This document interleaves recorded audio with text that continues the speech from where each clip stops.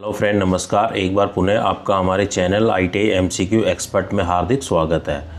आज हम डिस्कस करेंगे stenographer and secretarial assistant English के MCQ क्वेश्चंस की सीरीज़ का 7वां पार्ट। ये हमारा सेकंड लास्ट पार्ट है तथा साथियों ITI के CBT एग्ज़ाम में ट्रेड थ्योरी का एक भी क्वेश्चंस इन वीडियो से बाहर नहीं आएगा। दैट मीन्स 100% क्वेश्चंस मेरे द्वारा कराई जा रही इन वीडियो से ही आपके ITI के CBT एग्ज़ाम में क्वेश्चंस पूछे जाएंगे। इसके अलावा अगर आप किसी भी CITS के एंट्रेंस एग्ज़ाम की तैयारी कर रहे हो या किसी अन्य कंपटीशन की तैयारी कर रहे हो जो कि स्टेनोग्राफर एंड सेक्रेटरियल असिस्टेंट से रिलेटेड कोई एग्ज़ाम है या कंप्यूटर ऑपरेटर, अगर आप इनकी कोई तैयारी कर रहे हो तो यह MCQ क्वेश्चंस की सीरीज़ आपके लिए काफ़ी हेल्पफुल रहेगी। क्योंकि आपने चाहे थ्योरी को आप कितनी बारी क्यों ना पढ़ लो, लेकिन जब तक आप MCQ क्वेश्चन नहीं लगा लेते हैं तब तक आपको ये आइडिया नहीं लगता है कि एग्ज़ाम में कैसे और किस तरीके से क्वेश्चंस पूछे जाते हैं और उनके अकॉर्डिंग हम अपनी आगामी परीक्षा की तैयारी है वो कर सकते हैं। तो चलिए बिना किसी देरी के आज की वीडियो को हम शुरू करते हैं। आज का हमारा फर्स्ट क्वेश्चन है, how to view the document at different percentage in PPT। तो PPT का मतलब होता है PowerPoint presentation. PowerPoint जो PPT हम जो जनरेट करते हैं पावर पॉइंट टेक्नोलॉजी या पावर पॉइंट प्रेजेंटेशन में, इसमें ये कह रहा है कि जो किसी भी डॉक्यूमेंट्स को हम अलग अलग परसेंटेज में कैसे देख सकते हैं।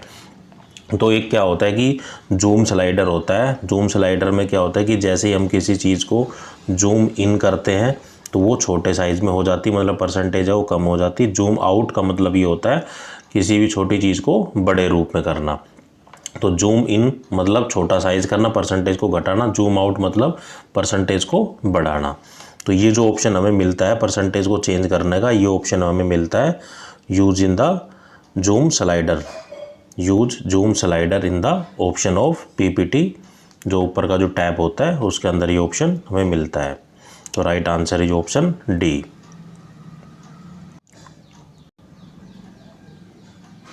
Next question is what divide the window in 3 working areas in PowerPoint program. जो पावर पॉइंट का जो प्रोग्राम है, जिस विंडो पर हम काम कर रहे हैं, जिस स्लाइड पर हम काम कर रहे हैं, अगर उसको हमें 3 वर्किंग एरिया में डिवाइड करना है तो हम किसका सिलेक्शन करते हैं? तो हम करते हैं नॉर्मल व्यू। तो नॉर्मल व्यू क्या होता है? डिवाइड कर देता है विंडो को in 3 working areas in PowerPoint program. तो right answer is option A. Next question is which menu option in PowerPoint slide transaction effect में भी कंट्रोल। जो स्लाइड ट्रांजेक्शन इफेक्ट है उसको हम पावर पॉइंट के अंदर कैसे कंट्रोल कर सकते हैं, वो जो मेन्यू होता है वो किस ऑप्शन के अंदर होता है? तो वो हमारा ऑप्शन होता है डिजाइन के अंदर। डिजाइन में अगला ऑप्शन होता है इफेक्ट्स के अंदर। तो right answer is option B. Next question is which option in PowerPoint slide the theme can be control. जो हम थीम चेंज कर सकते हैं, तो थीम को कंट्रोल कैसे किया जाता है, कौन सा ऑप्शन होता है पावर पॉइंट प्रेजेंटेशन में? तो पहले हम जाएंगे डिजाइन में, डिजाइन के बाद जाएंगे थीम में। तो ऐसे कर कर हम किसी भी थीम को कंट्रोल कर सकते हैं, आप चेंज कर सकते हैं। तो right answer is option D. Next question is what is the option to get the background fill colour can be achieve. अगर जो बैकग्राउंड का जो कलर होता है वो हमें चेंज करना है या फिल करना है तो हम किस ऑप्शन को सेलेक्ट करते हैं? तो हम करते हैं डिजाइनिंग में जाकर हम चले जाएंगे बैकग्राउंड के अंदर। तो इन ऑप्शन को हम चूज करते हैं। तो राइट ऑप्शन इज ऑप्शन ए। पहले हम जाएंगे डिजाइन में, जाएंगे बैकग्राउंड में।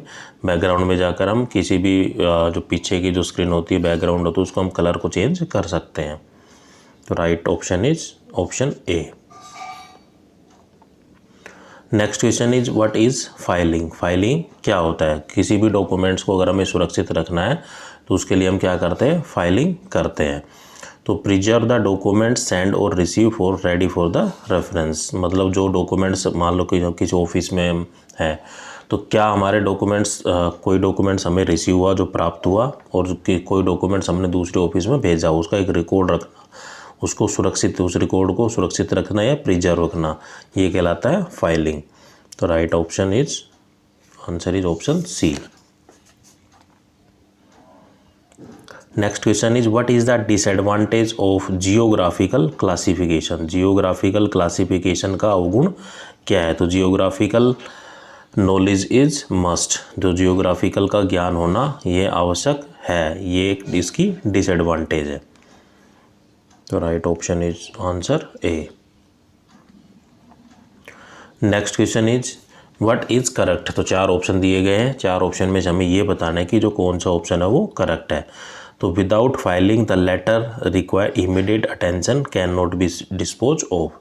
तो right answer is option D.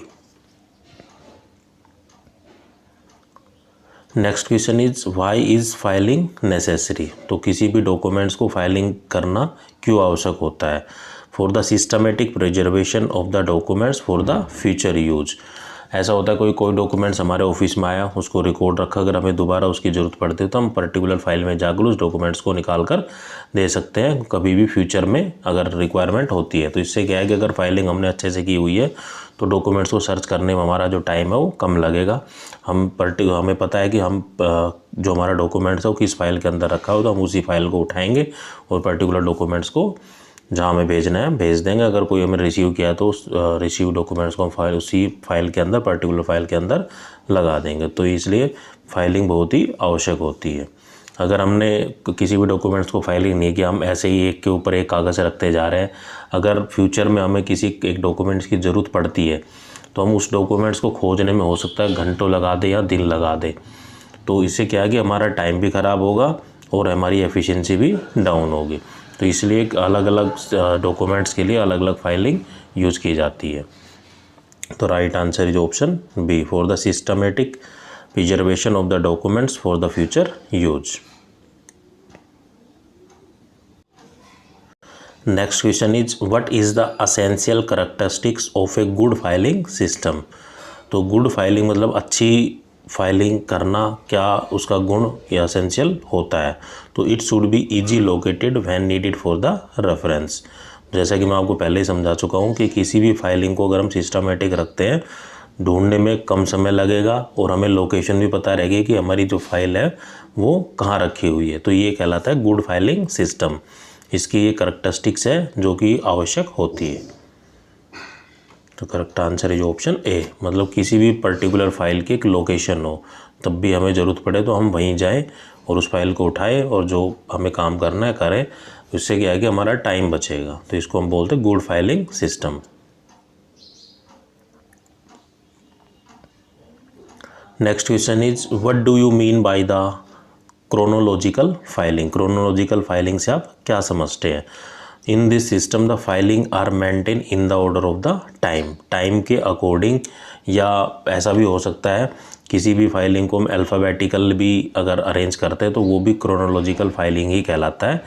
लेकिन जो हमारा यहाँ ऑप्शन जो करेक्ट है वो है in this system the filing are maintain in the order of time के अकॉर्डिंग मतलब डेट के अकॉर्डिंग, मतलब 1 तारीख का डॉक्यूमेंट्स अलग रखा, 2 तारीख का अलग रखा, महीने वाइज डेट वाइज जो डॉक्यूमेंट्स रखे जाते हैं उसको हम बोलते हैं क्रोनोलॉजिकल फाइलिंग। तो राइट आंसर इज ऑप्शन सी।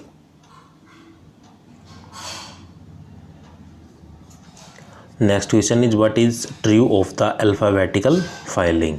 अगर हम किसी फाइल को अल्फ़ाबेटिकल ABCD ऐसे जड़ तक फाइलिंग करते हैं तो उसके लिए कौन सा कथन है वो सत्य है। तो record are kept in alphabetical order. तो नाम से ही क्लियर है, अगर किसी भी फाइल को हम अल्फ़ाबेटिकली फाइलिंग करते हैं तो वो क्या कहलाता है, मतलब कहने का ये कि हम उस रिकॉर्ड को जो भी हमारे डॉक्यूमेंट्स रिसीव हुए हैं या हमने भेजे हैं उसको हम अल्फ़ाबेटिक ऑर्डर में रिकॉर्ड को मेंटेन कर रहे हैं, फाइलिंग कर रहे हैं। तो right answer is option D. Next question is what is the disadvantage of alphabetical classification. Alphabetical classification की डिसएडवांटेज क्या है, क्या अवगुण है। तो rearranging of guide card with increase in record. मैं आपको समझाता हूँ। मान लो आपने अल्फ़ाबेटिकली डॉक्यूमेंट्स लगाए हुए, पहले A है, फिर B है, फिर C है, फिर D है।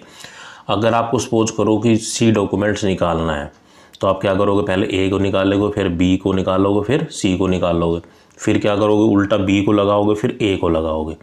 तो इससे क्या है कि बहुत ज़्यादा टाइम ख़राब होगा।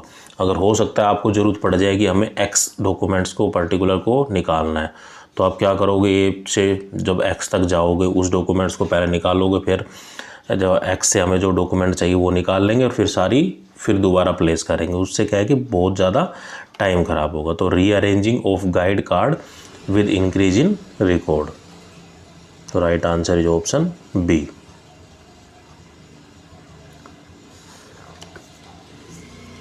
Next question is what is compactness an essential characteristics of a good filing system. तो because of modern office space is costly. तो कॉम्पैक्टनेस इसलिए ज़रूर होती है गुड फाइलिंग सिस्टम के लिए क्योंकि जो मॉडर्न ऑफिस का जो स्पेस होता है वो बहुत ही कॉस्टली होता है। अगर आपको शहरों में एक दुकान भी पर किराए पर लेने तो छोटी सी दुकान भी आपको बहुत ही कॉस्टली मिलती है। तो फाइलिंग को हम इस तरीके से कॉम्पैक्टनेस करते हैं ताकि गुड फाइलिंग सिस्टम है वो कहलाए, एक छोटे स्पेस में अच्छी फाइलिंग हम अरेंजमेंट कर सकें। राइट आंसर इज ऑप्शन ए। मतलब एक तरीके से है कि सिस्टमेटिक अरेंजमेंट में ही फाइलों को रखना है। Next question is which is correct with regarding to filing. Filing के कथन से आप क्या कथन सत्य है। तो किसी भी मान लो कोई ऑफिस है, कोई मैं ITI की बात करता हूँ, मान लो कोई ट्रेनी क्लर्क है, तो ट्रेनी क्लर्क ही जो उसके पास फाइल रखी हुई है सभी बच्चों को जो डाटा है तो वही उस डाटा को रिकॉर्ड को असेस कर सकता है। मतलब उसको ज़रूरत पड़ती है तो वही देख सकता है। अगर कोई इंस्ट्रक्टर उस फाइल को देखने जाता है तो ही कैन नॉट असेस या सी can not B assess.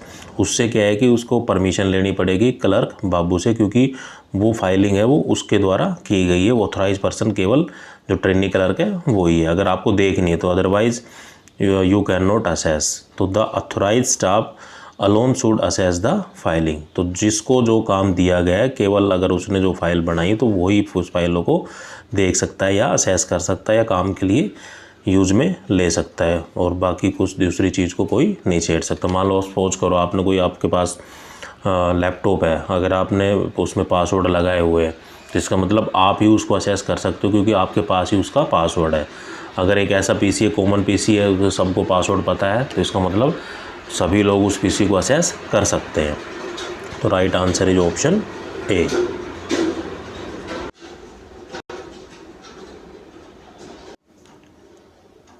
Next question is what come to your mind when you think of a decentralize filing system. जब भी आप डिसेंट्रलाइज फाइलिंग सिस्टम करते हैं तो आप अपने दिमाग में क्या सोचते हैं।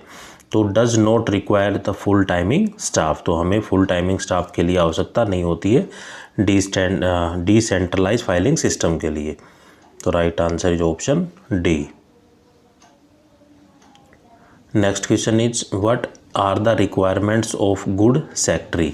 अगर कोई ऑफिस का सेक्रेटरी है तो उसका एक अच्छा गुण क्या है। तो अगर उसकी टाइपिंग स्पीड है काफ़ी अच्छी है, अगर वो टाइपिंग स्पीड अचीव कर लेता है 100 वर्ड पर minute for the short hand and 40 word पर minute for the type writing, तो वो एक अच्छा सेक्रेटरी कहलाता है। तो राइट आंसर इज ऑप्शन ए। अगर किसी सेक्रेटरी की जो स्पीड है वो 100 वर्ड पर minute in short hand and 40 word पर मिनट इन टाइप राइटिंग है तो वो एक अच्छा सेक्रेटरी कहलाता है। तो right answer is option A. Next question is which skill is required for one two make a good secretary. एक अच्छा सेक्रेटरी बनने के लिए किस स्किल की हमें आवश्यकता होती है। तो एक अच्छा सेक्रेटरी बनने के लिए हमें जो हमारी जो स्किल है राइटिंग है या वर्बल जो स्किल है या वर्बल जो कम्युनिकेशन है वो एक अच्छा होना चाहिए। मतलब राइटिंग स्किल है, अगर हम मेल लिख रहे हैं तो वो हमारी राइटिंग स्किल में आएगी। अगर हम किसी के साथ कम्युनिकेशन कर रहे हैं ओरली तो वो आती है हमारी वर्बल कम्युनिकेशन। तो अगर जिस बंदे की या जिस सेक्रेटरी की राइटिंग और वर्बल कम्युनिकेशन अच्छा है तो वो एक अच्छा सेक्रेटरी कहलाता है क्योंकि उसके अंदर एक अच्छी स्किल है। तो right answer is option B. Next question is which quality should a secretary possesses. कौन सी क्वालिटी सेक्रेटरी रखता है। तो remain cool under all circumstances. किसी भी परिस्थिति में अगर मान लो उसके प्रोडक्शन में कोई रिजेक्शन ज़्यादा आई तो वो क्या करेगा। तो जो भी उसके जो सेक्रेटरी के जो सबऑर्डिनेट्स है अगर उनसे कोई गलती हो जाती है तो एक होता है कि बिल्कुल हाइफर हो जाना, गुस्से से उसको गाली बक देना, एक होता है उसको प्यार से समझाना ताकि वो आगे गलती ना करे। तो मतलब एक अच्छा सेक्रेटरी वो होता है जो अपनी पूरी टीम को मैनेज करके चले, अच्छे से गाइडेंस करे, उसको प्रॉपर मोटिवेट करे किसी भी परिस्थिति में, मतलब हर परिस्थिति में वो कूल रहे, ठंडा रहे, मतलब शांत रहे। ऐसा नहीं कि हमेशा गर्म माहौल में रहे, गाली देता रहे। तो ये क्या है कि अच्छे सेक्रेटरी की बातें नहीं है। तो जो अच्छा सेक्रेटरी वो होता है जो हर परिस्थिति में अपने आप को शांत रखे और गुड डिसीजन ले। तो right answer is option D. Next question is how can maintain the good personal relationship help A private secretary. जो प्राइवेट सेक्रेटरी जो होता है अपने आप को मेंटेन करने के लिए एक अच्छी रिलेशनशिप मेंटेन करता है, तो he can get more work done from the employees. मान लो एक प्राइवेट सेक्रेटरी है, उसके जो सबऑर्डिनेट है, मतलब जो उसके जो नीचे काम करने वाले हैं, अगर वो उसको हाईली मोटिवेट रखता है और अच्छा गाइडेंस प्रोवाइड कराता है, एक प्रोसेस बताता है कि ऐसे ऐसे आपको काम करना है, मतलब अपने टीम के साथ कोऑर्डिनेशन से काम करता है, तो वो जो सेक्रेटरी है वो अपने सबऑर्डिनेट से कुछ ज़्यादा ही काम ले सकता है, क्योंकि वो इतनी इमोशंस होती है उसके अंदर, उनको मोटिवेट करके रखता है कि वो उनका कहना टाल नहीं सकते। अगर उसने कह दिया कि ये आपको करना है तो वो करते हैं, क्योंकि वो हाईली मोटिवेटेड है। तो he can get more work done from its employees. तो right answer is option D. Next question is what are the duties of a secretary in organising a meeting. अगर किसी सेक्रेटरी को एक meeting organise करनी है तो उसकी क्या ड्यूटीज़ है या क्या कर्तव्य है।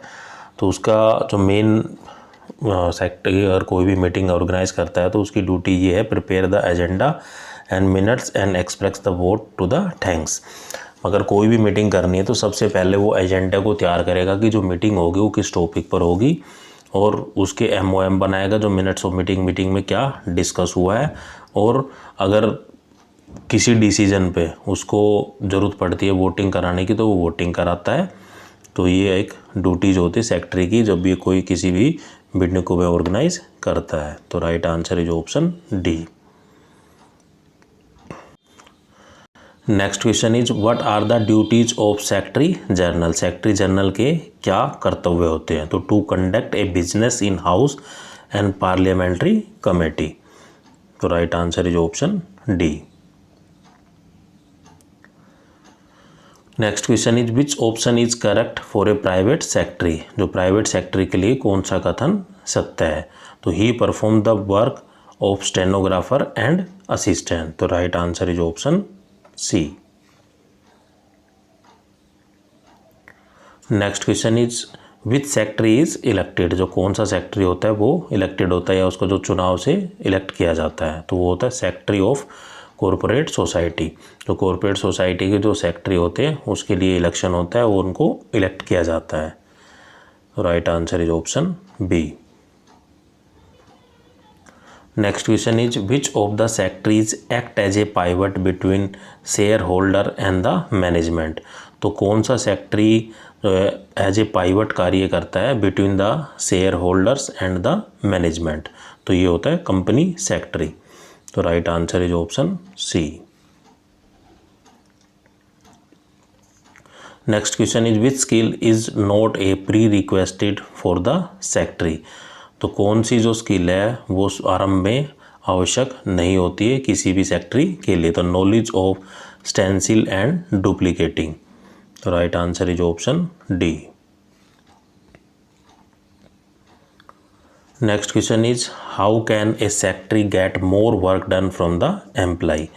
तो ये हम पहले ही डिस्कस कर चुके हैं कि किसी भी सेक्रेटरी को अपने जो सबऑर्डिनेट्स होते हैं, उसके जो नीचे कर्मचारी जो काम करते हैं, उनसे वह ज़्यादा काम कैसे ले सकता है। तो बाय गुड रिलेशनशिप, एक अच्छा व्यवहार से, अगर वो उसका बोलने में अच्छा है, उनको हाईली मोटिवेट रखता है, प्यार से बोलता है, तो वो अपने सबऑर्डिनेट से जो पर्टिकुलर काम होता है उससे कुछ ज़्यादा ही काम वो ले सकता है।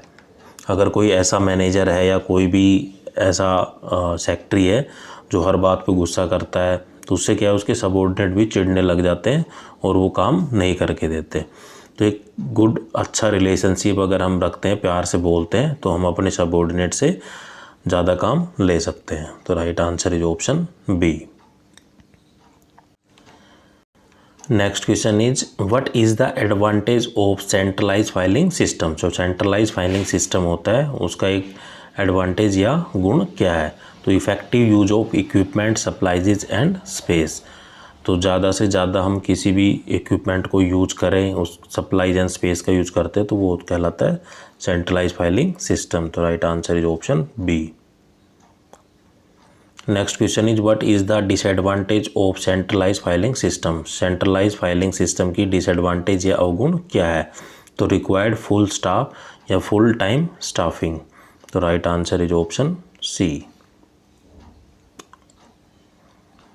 Next question is what is the advantage of decentralize filing system. जो डिसेंट्रलाइज फाइलिंग सिस्टम का एक गुण या एडवांटेज क्या है। तो does not required full time staffing. Right answer is option A. Next question is what is the option in PowerPoint presentation the preview can be started. अगर हमें किसी भी पावर पॉइंट के अंदर पर किसी भी प्रेजेंटेशन का प्रीव्यू लेना है तो हम किस ऑप्शन को सेलेक्ट करते हैं। तो हम जाएंगे ट्रांजिशन में, देन जाएंगे प्रीव्यू में। तो हम किसी भी स्लाइड का या सारी स्लाइडों का पावर पॉइंट के अंदर अगर हमें प्रीव्यू देखना है तो हम ट्रांजिशन में जाएंगे, देन जाएंगे प्रीव्यू में। हम उसके बाद हम पीपीटी का प्रीव्यू देख सकते हैं। तो right answer is option B. Next question is what is animation in PowerPoint. तो पावर पॉइंट में आप एनिमेशन से क्या समझते हैं। तो movement of the text and the object to the slide. जो मूवमेंट होती है टेक्स्ट की और द ऑब्जेक्ट की किसी भी स्लाइड के अंदर, वो कहलाती है एनिमेशन। तो right answer is option B. Next question is what is the transition in PowerPoint presentation. PowerPoint presentation के अंदर जो ट्रांजिशन है वो क्या होता है। तो ट्रांजिशन का मतलब होता है the movement of the slide one by one. एक स्लाइड के बाद दूसरी स्लाइड का आना, फिर तीसरी का आना, तो ये कहलाता है ट्रांजिशन। तो right answer is option C. Next question is what menu help to affect the sound effect for the slide transition, automatic transition time etcetera.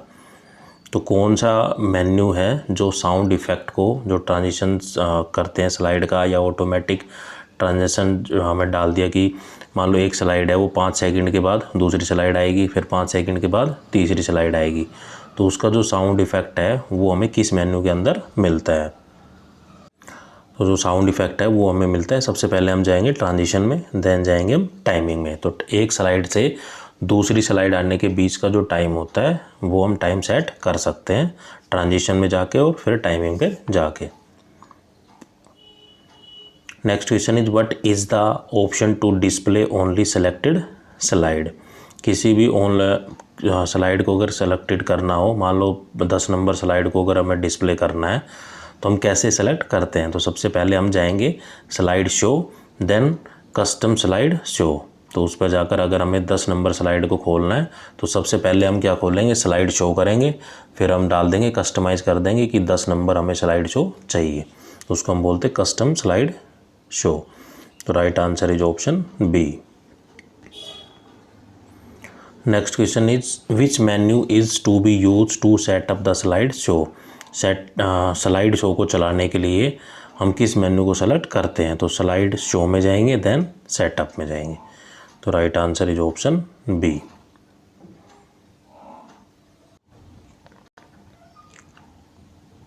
Next question is which menu in ribbon you get arrange all option. तो ये हमें मिलता है view के अंदर। तो right answer is option C. Next question is which what should be done to get the theme, zoom fit, zoom slider etcetera in PowerPoint presentation. PowerPoint presentation के अंदर जो थीम है, zoom fit है और zoom slider है, वो हमें किस मेन्यू के अंदर मिलता है। तो वो हमें मिलता है राइट क्लिक स्टेटस बार के अंदर। तो right option is option B. Next question is what will not be visible in graphic mode. Graphic mode में हमें क्या नहीं दिखाई देता। तो ग्राफिक मोड में हमें जो माउस का जो कर्सर होता है वो हमें दिखाई नहीं देता है। तो right answer is option D. Next question is how all element are considered in PowerPoint. तो जो ग्राफिक ऑब्जेक्ट्स जो सभी एलिमेंट्स होते हैं are considered in the PowerPoint. तो right answer is option C. Next question is what will be affected placeholder in text mode by formatting change. The right answer is option C, the selected text.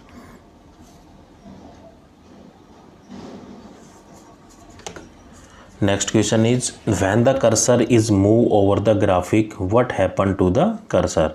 जब भी हम cursor को graphic के ऊपर move करते हैं तो क्या होता है? तो क्या होता है कि the shape of the cursor change to move the mode. The right answer is option B. Next question is at the end of the slide show what appears on the computer screen. तो जब भी हम slide show का जो and करते हैं, जो सबसे लास्ट वाली स्लाइड होती है, तो जो वो दिखाई देती है तो कंप्यूटर स्क्रीन पर हमें क्या दिखाई देता है? तो slide show automatically restart from the first slide. तो जैसे ही हम लास्ट स्लाइड में जाते हैं तो लास्ट स्लाइड आने के बाद सबसे लास्ट में क्या होता है कि जो फर्स्ट स्लाइड है वो ओपन हो जाती है। तो right answer is option B. Next question is which part of the slide will not be display during presentation in PowerPoint. तो कौन सी जो स्लाइड होती है वो डिस्प्ले नहीं होती है जब भी हम प्रेजेंटेशन को दिखाते हैं पावर पॉइंट के अंदर? तो वो होती है हमारी स्पीकर्स नोट्स। तो right answer is option D.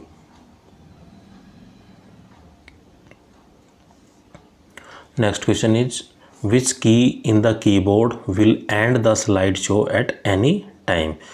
तो ऐसी कीबोर्ड की जो कौन सी की है उसके द्वारा हम स्लाइड शो को एंड कर सकते हैं कभी भी किसी भी टाइम। तो जो एस्केप की होती है उसके द्वारा हम keyboard will be end at the slide show at any time.